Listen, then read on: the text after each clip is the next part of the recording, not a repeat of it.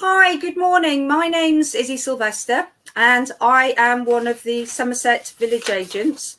And the reason I'm here this morning to talk to you is that my background is in health, nutrition and exercise. And what I want to do is recap on a number of topics that have been covered by both village agents this week. And we've also covered issues like hydration. Frequently, Caroline and Tracy have particularly talked about that and the importance of it. But what we need to do now, we're talking about getting new habits, ways of fitting exercise, good nutrition, breathing, and hydration into our everyday lives. So it's bringing all the elements together to look at the very difficult next 6 months we have. And I say difficult because it does get dark. Some of us do struggle with seasonal disorder. And the other thing is, of course, what we know from all the research is that vitamin D, along with zinc, is essential for supporting our immune systems when we are up against COVID in our communities. So that's why getting out for those walks. Jane was talking to us earlier in the week about getting out for walks. And I just want to emphasize that again. So those are the 4 important elements of keeping our body doing what it is geared up to do. This isn't some newfangled something about exercise. We need hydration, we need exercise, we need nutrition, and we also need to breathe well. This is absolutely really, really important, and we'll come to that later. A lot of my colleagues have done some deep breathing with you. I have, but again, when we have got issues to do with COVID, which is impacting our lungs, anything we can do to strengthen along with exercise is a really, really good idea. And on top of that, we know that deep breathing can control anxiety. And I know we've all had a springful of feeling pretty anxious. We have to think now about what we can do to support our anxiety in any way. And other of my colleagues, I know Laura's going to come and talk to you a little bit more about that tomorrow, but certainly deep breathing sounds simple, but it really does work. So let's just talk about that very briefly later. So what I just really wanted to emphasize this morning is that our bodies are geared up for exercise. Our bodies are geared up to have fluid, to take in fluid.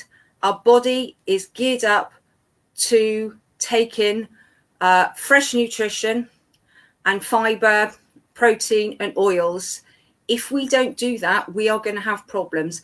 If you think, just going back, even my parents' era, my grandparents, 100 years ago, think of how much exercise people were naturally doing. It was part of their lifestyle. People didn't have loads of cars. Lots of people were out working the land.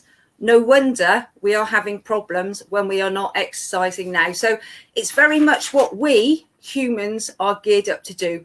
We are incredible. Our bodies are incredible. And I've got my lovely little pop-up book. I've got lots of books on exercise and fitness behind me. But I will show you my lovely little pop-up book. I have some very basic visual aids on my talk this morning.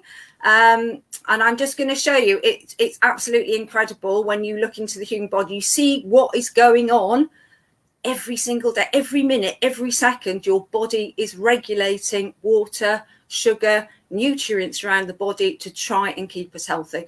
So we've got to do whatever we can to help that process.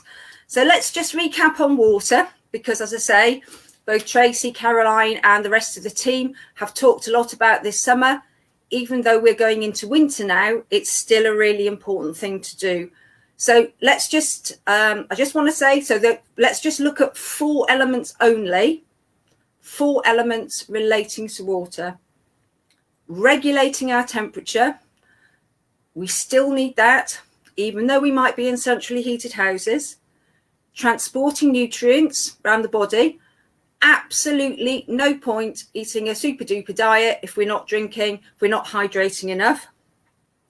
And then the other important thing for all of us, people like me, you can see, show you my little arthritis in my finger there. It lubricates joints. So water very much does lubricate joints. And earlier I got out one of the many books I've got on drinking water. I'll just show you it there. I'm not promoting this book in particular, but this doctor is one of many doctors around the world who's talked about the importance of nutrition, of water in nutrition for the body. And within that book, I'll just show you one little picture. But again, you can find out any of this information online. But there is a joint on the one side. It's a hydrated joint. On the other, it isn't. It's worth just having a little Google and see if you can find that, because that's something we forget. We just think about water, hydrating us. It's not about that at all. All the joints in our body, and especially as we're getting older, it's a really important aspect of health. So again, I know that we've covered the kind of issues you start to get. Your joints can seize up, headaches, poor concentration. Let's not have any of that going forward if we can do something about it. So that's why filling a bottle or a jug near you every morning, so you've got an idea, have you had your 4 to 6 glasses of water? You may be topping that up with tea or coffee. That's why it's important just to give a tiny bit of thought at the beginning of the time. How am I going to do it? Am I going to have a cup of tea, then have a glass of water? How am I going to do that? Because it will make a spectacular difference to your well-being.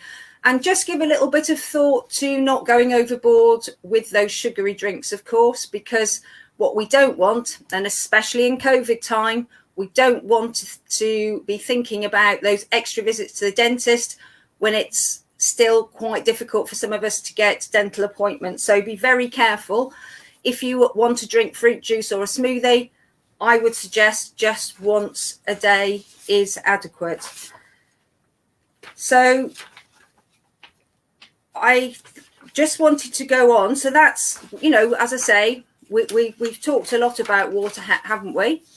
We've had Jay Knowles from SASP on this week to talk about exercise. And as I say, that's part of my past training, both in a gym context, a GP referral context. So that's when I really began to understand, not just doing it, but studying it as well at a chemical level. Exercise is creating energy. Brilliant, absolutely brilliant.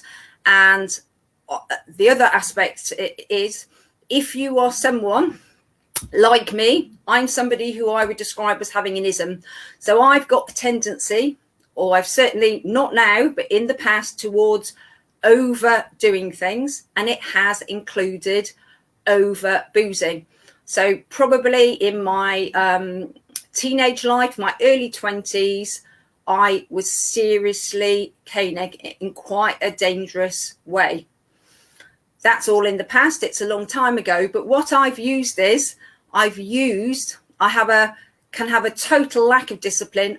I use this part of I'd call it an ism. It's an extreme personality trait. I use that now to discipline myself, to do exercise, to take water, and to put a little bit of time into eating well. So James talked about exercise, and of course, if you're slightly older, so when I say slightly older, I mean over 64, really things which are encouraging coordination and balance are getting even more important for you, and strengthening of bones, because of course osteoporosis is a big issue. So there are some great courses online, quite simple exercises you can get to do at home. So look on SASP, look on the NHS, and just think about any exercise which is weight bearing. And of course, things like gardening. I have got on my little, I've got my little timetable. I told you before, I printed one out this morning, and on my timetable, so because of my age, what I need to be doing is about 2.5 hours of exercise a week, plus a little bit of strengthening. So it's, how do we fit it in? It can be really tricky, can't it? So on my little timetable I've got here, as I say, printed out, there's my Monday. I'm walking to the shops, but I'm going the long way. So that's a 20-minute walk. At lunchtime, I'm having a little break. I'm helping a neighbour, popping down to the shops again to get some shopping. So actually that's taking 10 minutes. I'm doing it at a brisk pace. And then at the end of the day, because we normally work to, well, at least 5 or 6 o'clock in our roles as village agents, having a quick brisk walk at the end of the day helps me feel relaxed, and it's getting in what's feeling like a really good amount of exercise. Actually, that's an enormous amount. 2 lots of 20 minutes and 10, 50 minutes. That's enormous, isn't it? But I'm breaking it down. I'm not expecting to magically have an hour to do exercise. That doesn't work for me. And it's certainly, I would think, you mums out there, dads, very difficult to get in an hour. So short bursts are as good as long bursts. Ideally, if you can get a brisk walk in, that's absolutely fantastic. So I've now got my little Saturday one, and I just wanted to emphasize that, okay, I do yoga. Lots of people do yoga. They may have learnt Tai Chi. They may have weights at home. You don't need all that stuff. James talked about this earlier in this week. I'm going to say it again. Think about the other things that you do that count as exercise. So although I've got a little 20-minute walk in on my Saturday morning before breakfast, I'm trying to gear up my metabolic rate. By late morning, I'm having a little dig in the garden, or it could be a neighbour's garden. You could be part of a good neighbour scheme in your parish. So contact your village agents about that, whereby you're volunteering to do a little bit of gardening for a vulnerable neighbour, or it could be a bit of window cleaning. I hate to promote housework as great aerobic activity, but you think, there's my arm, an older woman, we get back wings. How fantastic is that boring window cleaning? So on my little plan for Saturday, I've got at the end, in the afternoon, I've popped down to my mum's and I've helped her with a bit of housework. And I know that brushing, mopping up a floor is, boringly enough, really good exercise for me. So that's the way you achieve it. It's not by thinking you need an enormous amount of time in one block.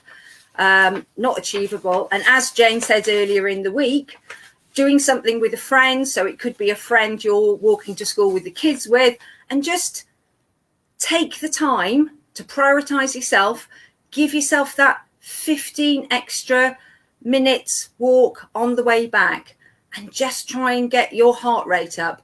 Get your heart rate up so it's getting quite difficult to talk comfortably. That's what we're looking at there. If any of you have been on any of the health walks, they will tell you that, and they will guide you that. Again, I would say that is a fantastic way to go. All those health walks that we have throughout Somerset, we have some, I know about the ones in West Somerset, and I can tell you now, there's some quite incredible walk leaders. Many of them are ex-nurses. They're very sensitive individuals, so they will support you if you want to go with them. If you find it too much to fit into your diary, as I have showed you, so do go out on those health walks. Obviously, anything you can do, some swimming pools are starting to open. Cycling is a fantastic option because it's not doing anything to wear joints down. So anything that's getting your heart rate up is fantastic. So now moving on to the third element of what I was going to talk to you about today. We've talked about water. We've talked about exercise. Let's just talk a tiny bit, because I know this is incredible, can be a very, very boring subject, nutrition. What I would love you to have a little look at is there's loads of things on the NHS. SASP have got information, and the British Health Nutrition has got a really fantastic load of information on there. And there's some really good podcasts, and I would suggest that listening to a little podcast rather than trying to read loads of stuff is a great way to go. So a huge thing, what's an easy way of increasing your nutrition without spending a fortune on a load of faddy health foods? None of us can afford to do that. I'm going to say steaming foods.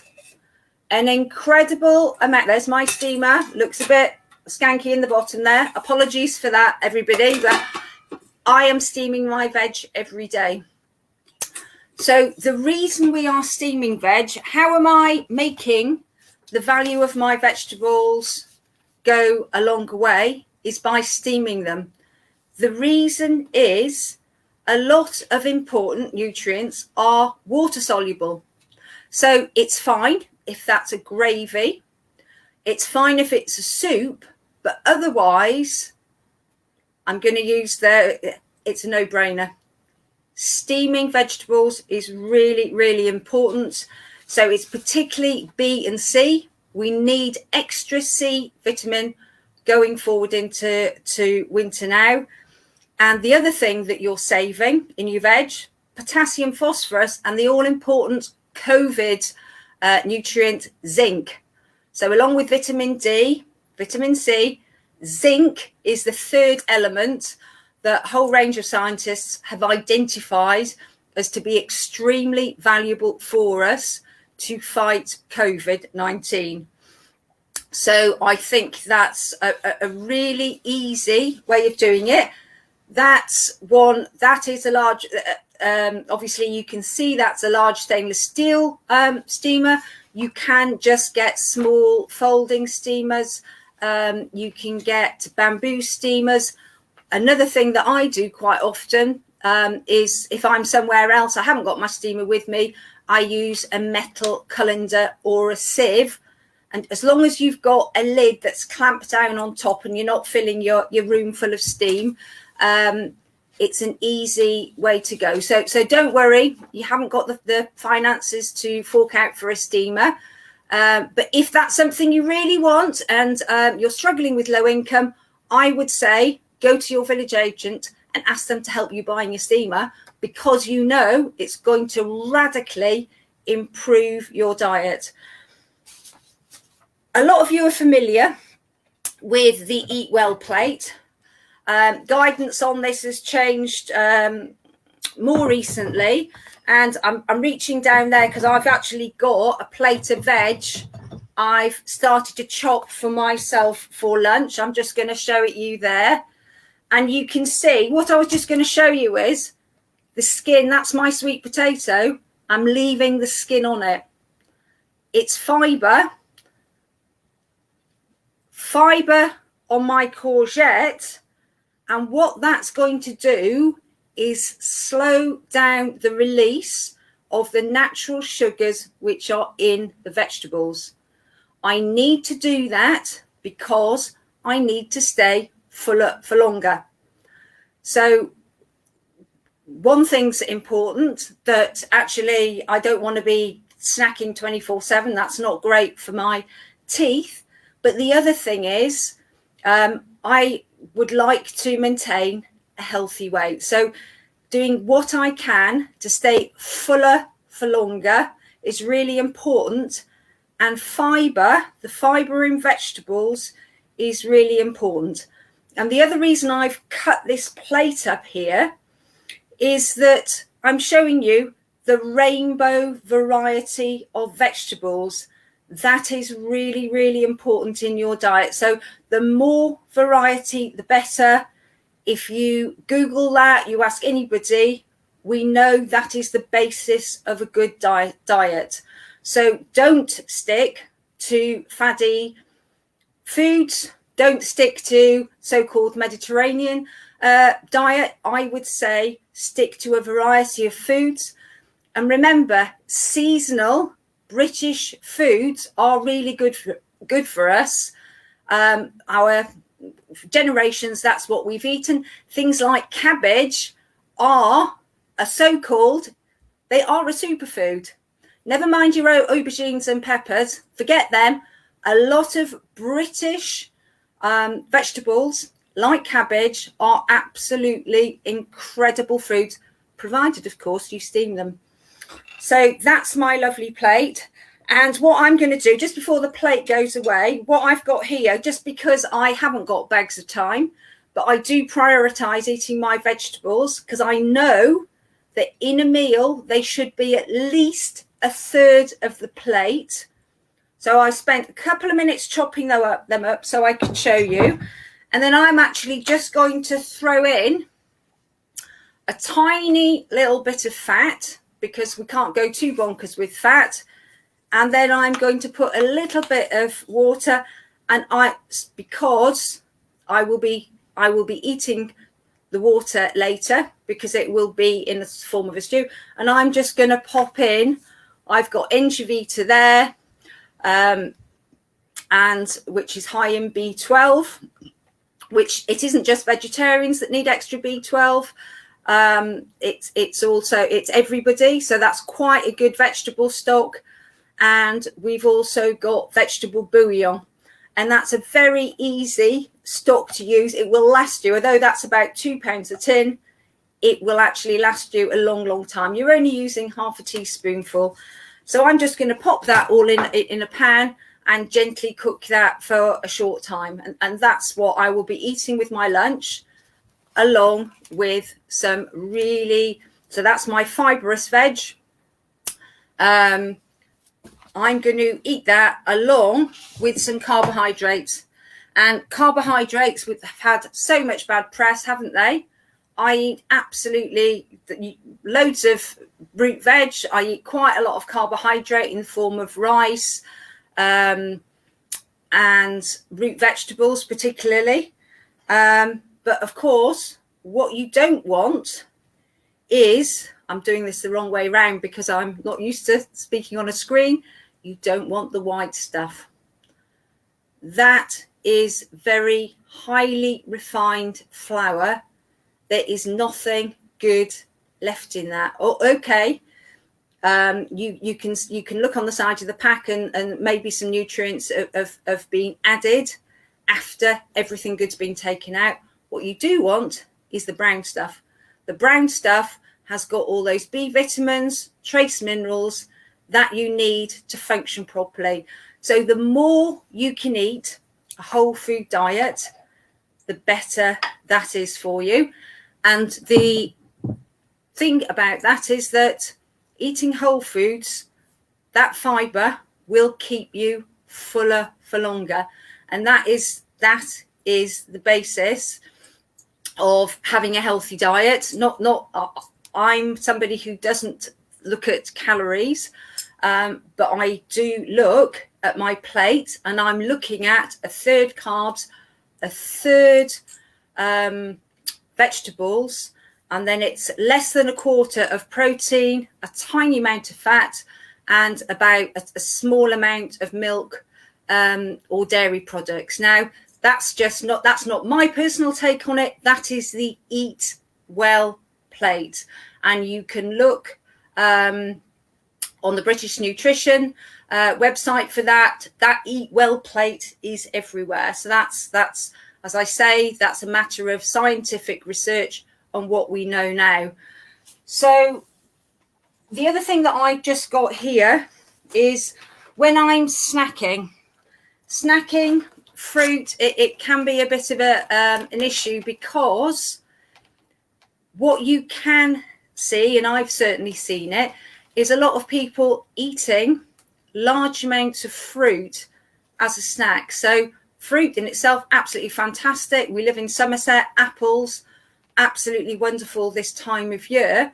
But I'm going to suggest to you now that if you add with your apple a few almonds, and I'm just going to look, I hoping I had a little plate with me, but I don't think I brought it in. If you add in with your apple, which you've had as a snack, a piece of cheese, not enormous, 7 almonds, a few chickpeas, that one or other of them, I'm just suggesting. Some of us have nut allergy, some have dairy allergy. So one of those 3, you will slow down the release of sugar. Again, it means you're going to be fuller for longer. So that is a great snack. And I've got here, I mean, this is one of my fave snacks, oat cakes, and I just pop on that. I mean, that's your sugar version, bit indulgent, but 40% less sugar. Oats, of course, they're complex carbohydrates, wholemeal, and there's not, although I wouldn't have that by itself, I would have that in coordination with a meal. It's not a snack in itself, because that will convert to sugar too fast. Nevertheless, in the biscuit world, I think it's a pretty good idea. And then here I've got my oat cakes, plenty of shops, Aldi, Lidl, they do absolutely fantastic oat cakes. They're inexpensive, but if you want a really healthy snack to pop a bit of nut butter on, for example, have a jar of peanut butter, some oat cakes, it makes a really, really good snack. So I think that's enough now on nutrition. This subject can be incredibly boring, can't it? People talking on and on at you. So just to recap, those 4 elements that I've been talking about this morning, it is exercise, it's hydration, it's nutrition, fresh vegetables, whole foods, protein, plenty of fiber, and the last thing is breathing. And I'm just going to bring in my little, I've got a couple of pop-up books with me this morning, but I'm just going to show you this one. But this is just showing, our bodies, isn't it incredible? Isn't it incredible? We have to do what we can to keep this remarkable, it's absolutely remarkable, keep it all going. So can you see there's the rib cage under the veins, there's our lungs, and there's our heart inside. So sorry, this is rather an old-fashioned visual aid, but I do love my pop-up books. That's a fantastic book, The Human Body. I've got another great body book here. It's just called, there we are, The Body, and that's just all inspiring. What is going on inside us every second, every minute? We've got to do what we can to help us. We are remarkable. We've got to do what we can to help us be in balance. Every minute we're breathing in, we're breathing out, sugars are being maintained around our body. It is utterly incredible. So the breathing I was talking about earlier, that's just the last thing I'm going to mention now. As I say, other village agents done it. I've spoken to you again. And this breathing technique, it's been used in the East. Yogis have been using it for a long time. More recently, there's been some quite incredible Russian scientists have used a simple breathing technique to improve people's asthma. And it is as simple as breathing in and controlling that breath for 5 and breathing out again for 5. So that sounds incredibly simple, doesn't it? But a lot of basic things are incredibly simple. It's not complicated. It is simple. So like with the other 3 elements I've mentioned, let's just keep it simple. Let's keep that exercise, that extra walking, that brisk stuff like gardening, cleaning, helping a neighbour in. Let's keep those drinks going throughout the day. And let's just see if we can steam a bit of veg, have a few more whole foods, not the white stuff, and that will make a huge difference to your life going forward into winter now. Thank you so much for joining me this morning. It's been a little bit longer than I thought. So thank you and goodbye. And I look forward again to talking more about this at a later date. Thank you.